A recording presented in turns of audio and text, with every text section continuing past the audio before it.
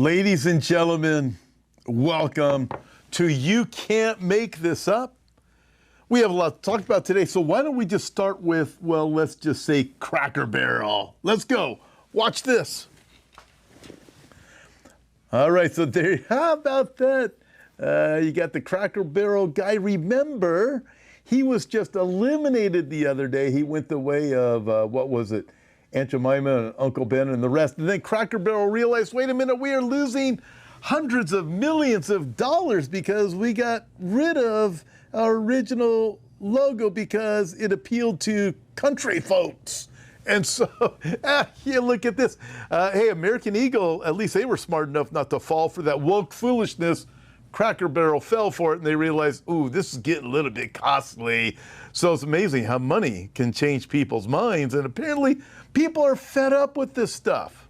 I still can't believe Aunt Jemima and Uncle Ben are gone. I believe they need to be back. And the nonsense of changing the name of the Washington Redskins to whatever they're called now, you've got to be kidding me. And then, of course, in Minnesota, I think they still have those 2-point cheerleaders. Go figure out that stuff. All right, folks, let's roll through some things. Where are we going to start here? Oh, Chuck Schumer. This is from the Babylon Bee. Chuck Schumer said he's never felt in danger walking in Washington, D.C., and neither have his 10 bodyguards. You got to love that one. Of course, it's Babylon Bee. It is humor. It is satire. But you know it's true. Of course, Schumer's never felt in danger walking through D.C. Why would he with 10 bodyguards? I mean, the whole thing's laughable. Interesting, isn't it? How all of a sudden you bring in the troops and you start to hear the reports. People are going, hey, I can walk outside with my dog now. Hey, I can try. Hey, this is actually kind of nice. But I appreciate that with Babylon Bee. Thank you all guys very much for making that. All right, let's move on. You know, Trump says, let's make it illegal to burn the American flag. Oh, and people are so upset about it. Check out this.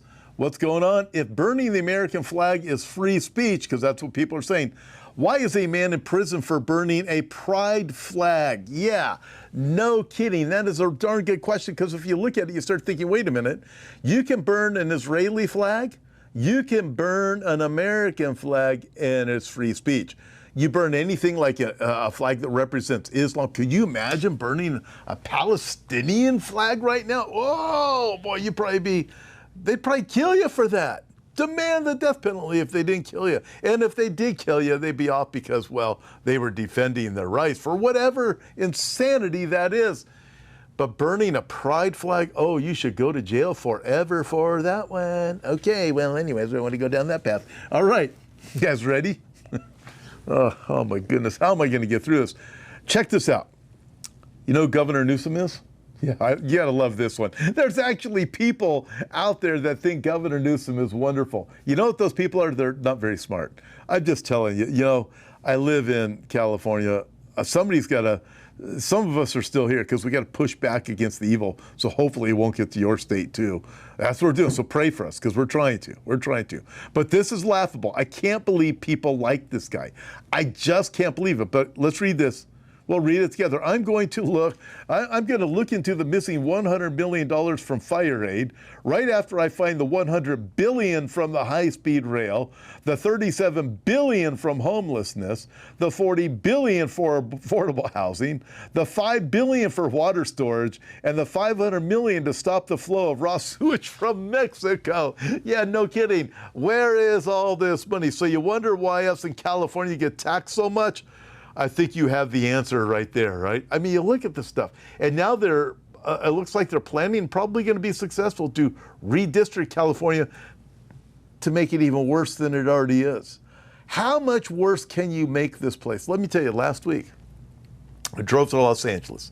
Need to go there. Some great ministry, good friends there, and really looking to do some more ministry there, but it's worse than I thought. It's a good 2 hours without traffic from where I live. I went to Los Angeles. I was like, oy vey. I report on this stuff. I thought it was pretty bad just for my own reporting. Then I went and saw it, and I went, oh my, this is bad. It was just bad, folks. It was bad. But Newsom, after he finds the trillions of dollars that are missing, he'll fix everything. And guess what? He's going to run for president. Y'all know he's going to run, right? We all know he's going to run. Who else? I mean, so he's going to be propped up as this handsome, brilliant man. No, he's a crook. He's a criminal. He's slimy, sleazebag. Be very careful. Be very careful. And when you read comments that are good about him, pray for those people because there's something wrong up here. I'm just telling you. All right. Well, let's move on to, there's a Miss Palestine. Check this out.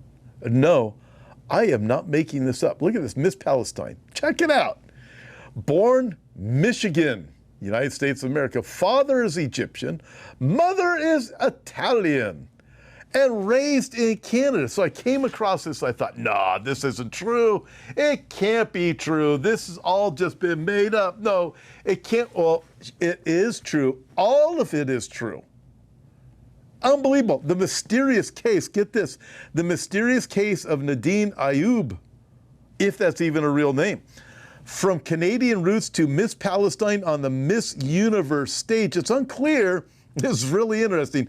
It's unclear how she won the title, as there appears to be no record of a Miss Palestine pageant, like ever, or any contestants competing for the title.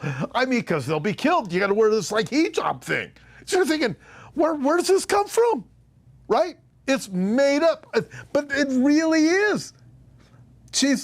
I look at, no, wait. So she's going to represent Palestine in this year's Miss Universe pageant, a first for the country. What country? What country?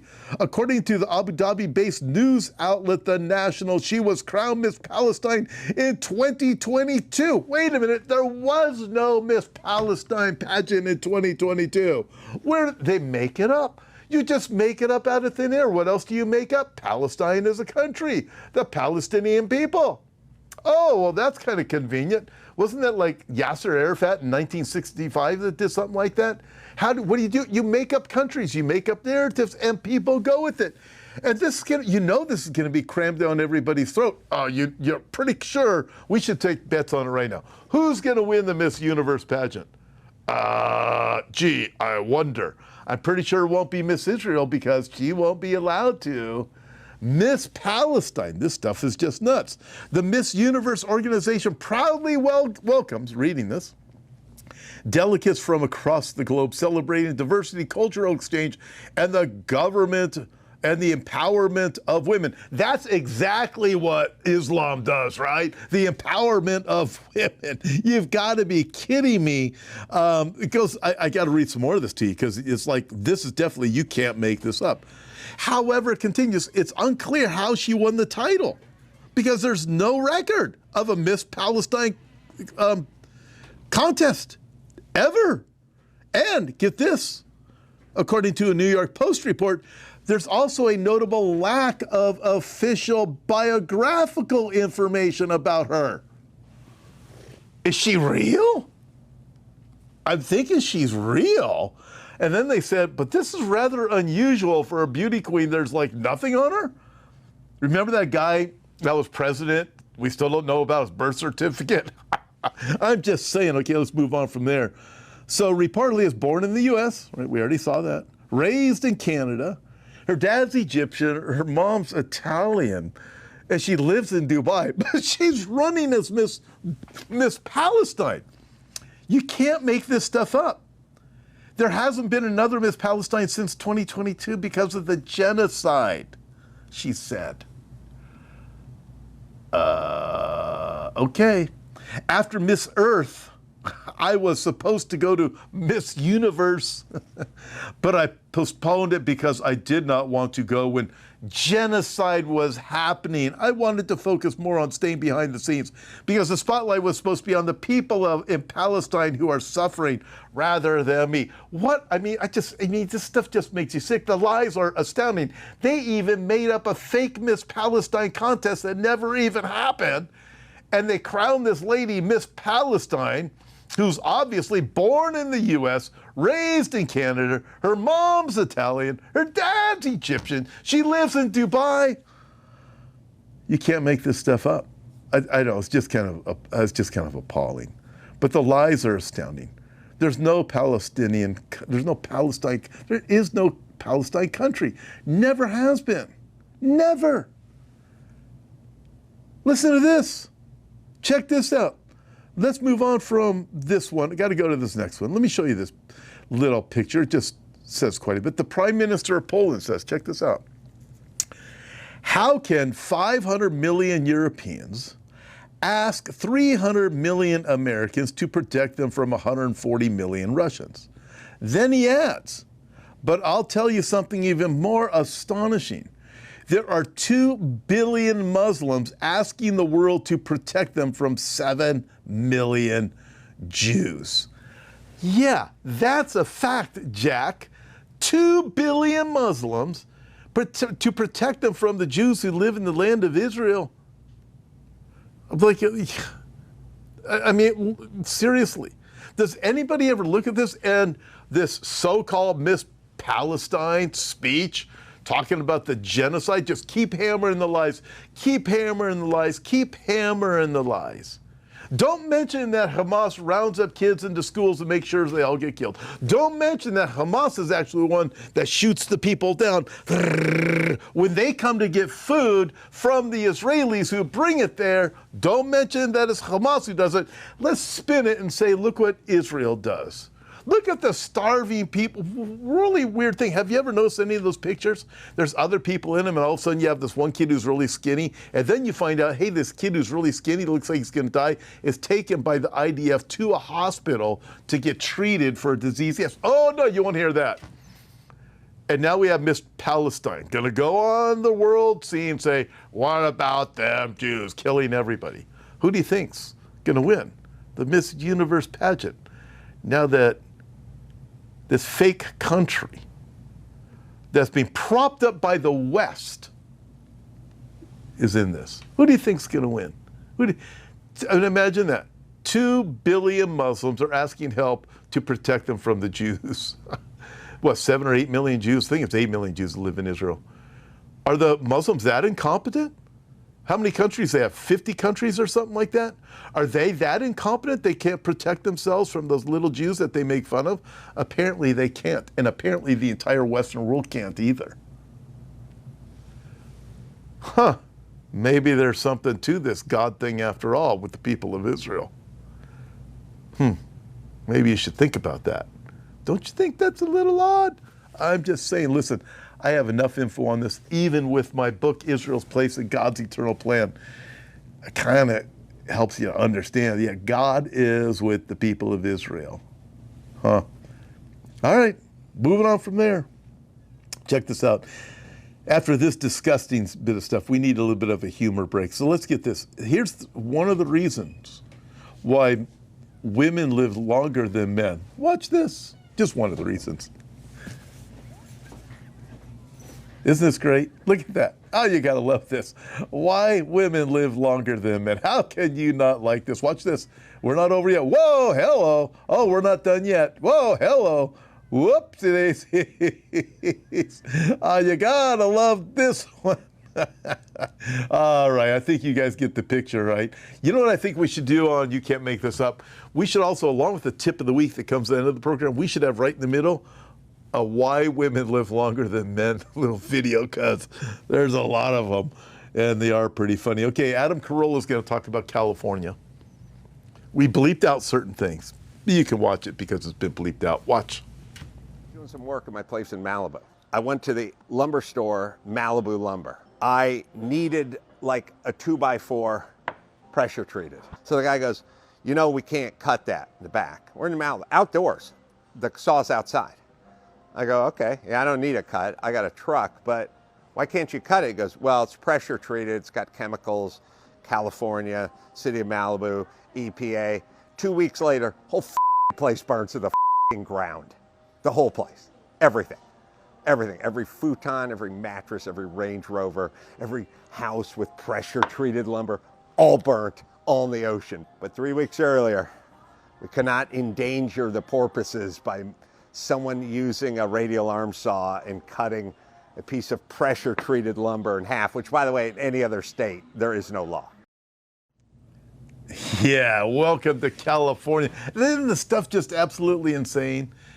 That's the definition of a reprobate mind, Romans chapter 1, where God says, I'll give them over to a reprobate or debased mind. It's not just the mind that's totally corrupt by immoral thinking and thoughts, just totally given over to those things, but also describes a mind that is so far gone, it'll make decisions because it hates the other side that will destroy itself. It's okay, as long as it ruins everybody else, I'm okay if I kill everything. So kill all the, let's save all of the porpoises, but let's kill them all because we're going to save the trees. And we're going to pressure treat this so the houses won't burn down. How did that work out? And you know what's going in those properties now? I mean, you guys know this, that crazy area, Pacific Palisades. Friends, I've been there, about 2.5 hours from here. It's a beautiful area, right there. The area of Santa Monica, all these movie stars live there and stuff like that. Super rich people. Interesting. Very, very, very, very left. But it's okay, I guess, with them that they're going to have low-income housing that's going to be there. It's okay, because as long as we pay back all of those, you know, those people on the other side, we're going to ruin this place too. They already ruined San Francisco and ruined Laguna Beach and ruining Palm Springs and ruining the beach communities, ruin this. If you have a nice area in your state, it's only a matter of time before somebody comes in there and ruins it because their father's the devil. And he's the father of lies, and he's come to kill and steal and destroy. All right, enough of that. Let's move on to some more serious things. Check this out. Rabbis emerge as growing voice of criticism of Israel's tactics in Gaza.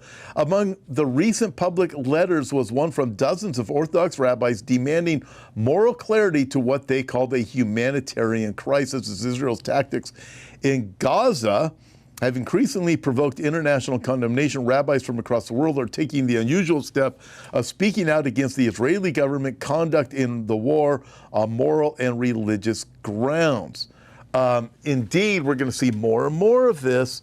You still have this dynamic. Listen, all war is evil. But when you start believing the lies that are coming out of Gaza, and you start believing everything that's told in the mainstream media, again, I go back to, what is it? You have 2 billion Muslims that are demanding that everybody come against the 7 million Jews. Protect us from the 7 million. It doesn't make any sense. None of this makes any sense when you start looking at the facts. Well, where do these numbers come from? Where's the truth come from? Where does the video come from? Where does the video of starving children come from? It's coming from Hamas themselves. They're Hamas reporters and these radical reporters who go in there and stage photos and pictures. While Israel is in the place of trying to get their own hostages back who are indeed being slaughtered, killed, and starved to death, if even any are alive anymore. Listen, Gaza was a beautiful place in 2004. Had greenhouses, beautiful beach communities, all kinds of freedoms.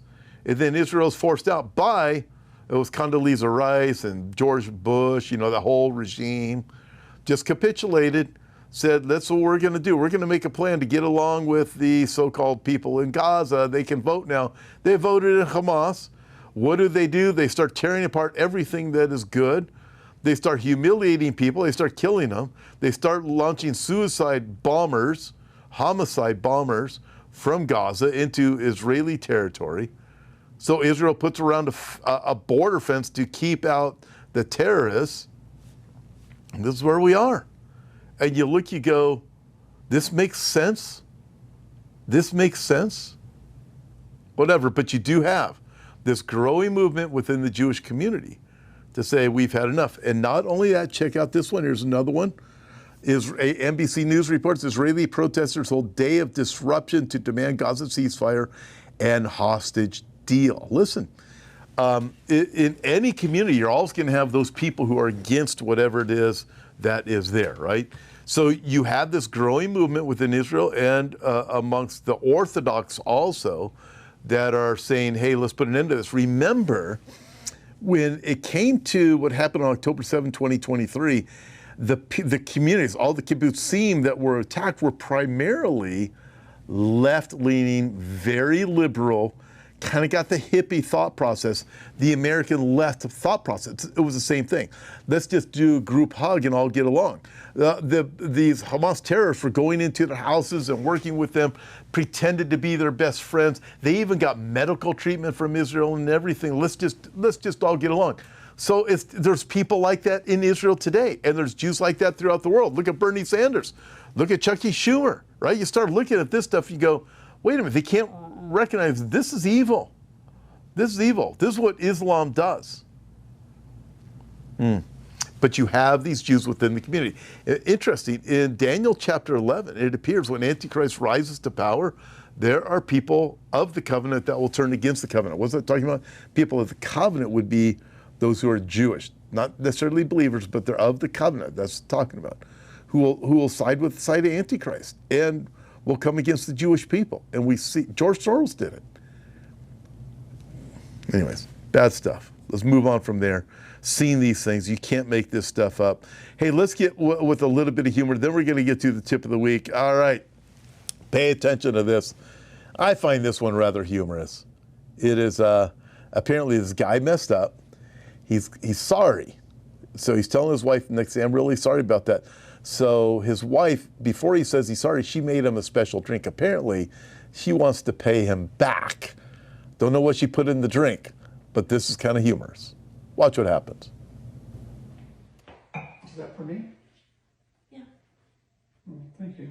You're welcome. By the way, I'm sorry about last night. I was a little short with you. You're I'm really sorry. sorry? Yes, I'm really, really sorry. Thank you. Don't drink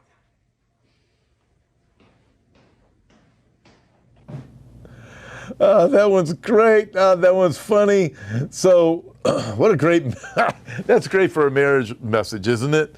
Gotta love that. All right, one more video for you guys. Are you ready for this? If you are going on a Carnival cruise, friends, and you like chicken tenders, you better watch out, baby. Watch what happened on this Carnival cruise.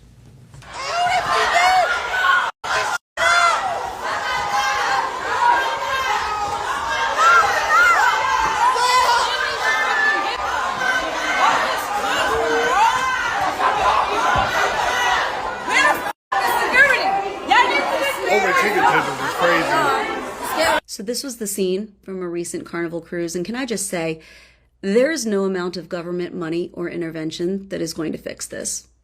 There is no amount of cash that you're going to pump into the education system, no amount of social welfare or food stamps.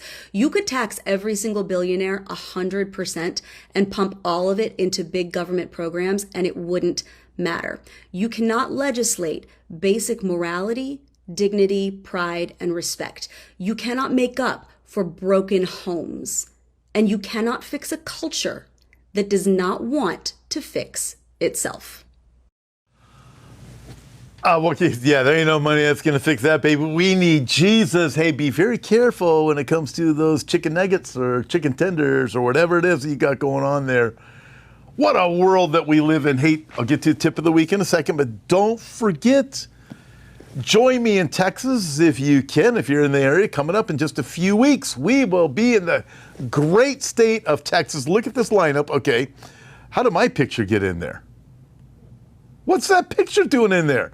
That picture's supposed to be gone. Listen, all right, let's look at the rest of the guys. Eric Stackelbeck, look at that.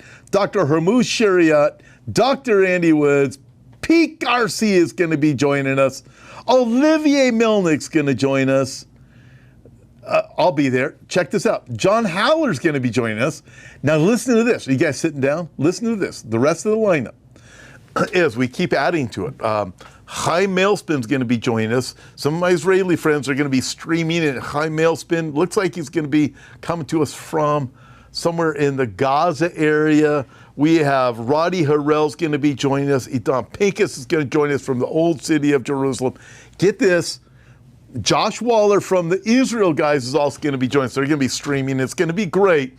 And then not only that, but if you do the live stream, you'll get all of those live, plus the live stream is going to turn into a permanent video package. So you get all that, plus whatever messages I have.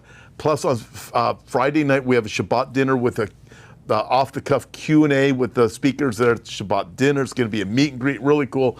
So all of that's going to be included. Plus we adding to this all of the messages that we had up in Santa Barbara. God bless you guys. That was a great time up there with Pastor Reno at Santa Barbara.